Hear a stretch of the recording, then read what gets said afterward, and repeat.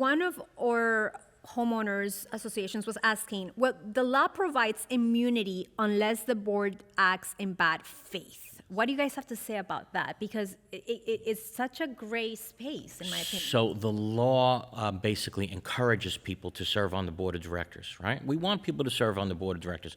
Don't worry about getting sued. To relax. As long as you act in good faith, meaning you don't intend to cause harm to somebody, then don't worry about getting sued, because you can't get sued. You're immune from any judgment against you, right? As long as you act in good faith. What's bad faith? Bad faith, an example would be if you steal money from the association. Obviously, you're going to get sued. You're going to have to give that money back from your personal funds. Insurance is not going to cover you. If you get a kickback for awarding a contract to a vendor, right? Or if you act, the scary one is if you act with disregards to safety of the unit owners. And that's the one that board members really got to be careful about. Like we were saying, if they see a broken tile on the floor and they see somebody slip at tonight's meeting and they, oh, don't worry, we'll fix it. And they don't fix it at tonight's meeting, they don't fix it at next month's meeting, they don't fix it at the meeting after that. And then 4 months from now, they see somebody slip and fall and that person breaks a hip. Well, guess what, board members? You can get sued in your individual capacity because you didn't care about the health, welfare, or safety about that person because you didn't fix that broken tile. So you got to be really careful when it comes to safety. You stop and you fix everything, period. Yeah, and to add to that, this is where we always get pushback, right, from a management perspective.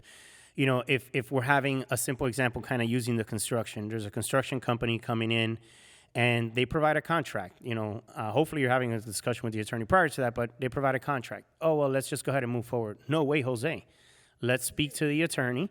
Let's have them review the agreement.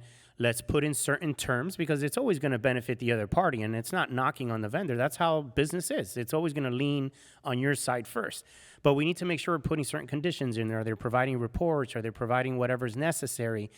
What's the vote that's maybe needed to make changes within the HOA or within the documents if they're going to make a change, an alteration, to the association? So, you know, many times they fall short of, well, I don't want to contact them. There's going to be a cost to it. That's a very fractional cost in comparison to not making the right decision and finding yourself, well, now I want to get out of this contract.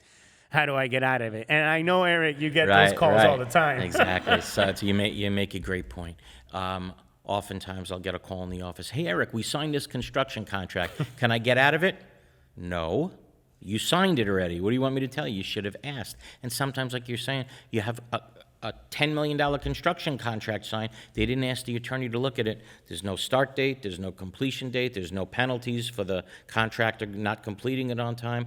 There's nothing in there about what they're actually going to do. What's the scope of work? And on and on and on. Yeah. There are a million things that the contract leaves out. But Raphael's right. Sometimes it's penny wise and pound foolish. Yeah, that's sad.